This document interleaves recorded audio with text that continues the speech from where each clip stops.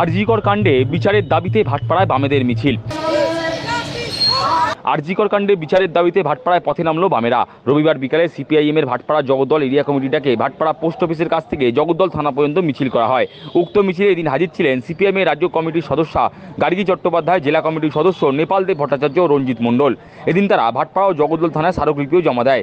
সিপিআইএমের জেলা কমিটির সদস্য রঞ্জিত মণ্ডল বলেন, রাজ্যে কেউ সুরক্ষিত নন। আরজিকর হাসপাতালে তরুণী চিকিৎসককে নৃশংসভাবে হত্যা করা হলো। তদন্তের ক্ষেত্রে মুখ্যমন্ত্রী 4 দিন সময় পেলেন, অথচ উনি ঠিকমতো তদন্ত করলেন না। তার অভিযোগ, ঘটনায় জড়িত বড় বড় মাথাদের আড়াল করতে মুখ্যমন্ত্রী ময়দানে নামলেন। এতেই ক্ষিপ্ত হয়ে বাংলার জনতা বিচারের দাবিতে রাস্তায় নেমেছেন।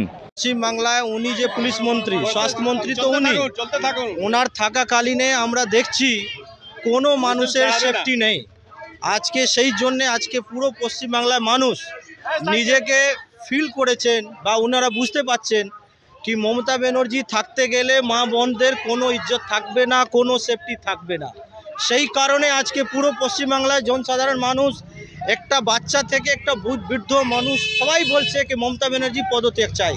কারণ একটাই, উনি যা যা করেছেন বা আরজিকর যে ছাত্রা ডক্টরকে হত্যা করা হয়েছে নৃশংসভাবে রেপ করে, তাদের সেই কেসটাকে যদি উনি ঠিক মতন যদি উনি ভালো করে যদি ওই কেসটাকে ইনভেস্টিগেশন করাতেন বা এভিডেন্সগুলোকে না যদি সংরক্ষণ করে রাখতেন, তাহলে আজকে ওনার বিরুদ্ধে এইগুলো প্রতিবাদ আসতো না।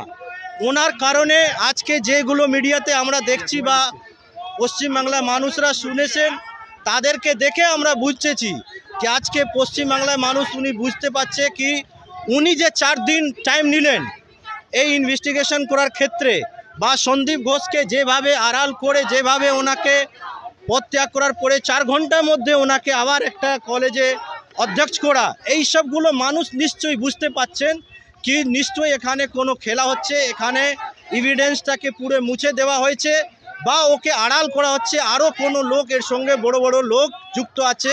আজকে সেই জন্যে মানুষ আজকে সবাই জানে কি পশ্চিমবাংলা মা বোনের সুরক্ষা নেই। আমরা বলছি সুরক্ষা সবাইকে দিতে হবে। আর মুখ্যমন্ত্রী যদি একটু লজ্জা থাকে, নিশ্চয়ই পুলিশ মন্ত্রী, মুখ্যমন্ত্রী সব জায়গা থেকে ইস্তিফা দিয়ে এই মানুষের যে আশা, সেই আশাটাকে পূর্ণ করা। রঞ্জিত মণ্ডল ডিসিএম।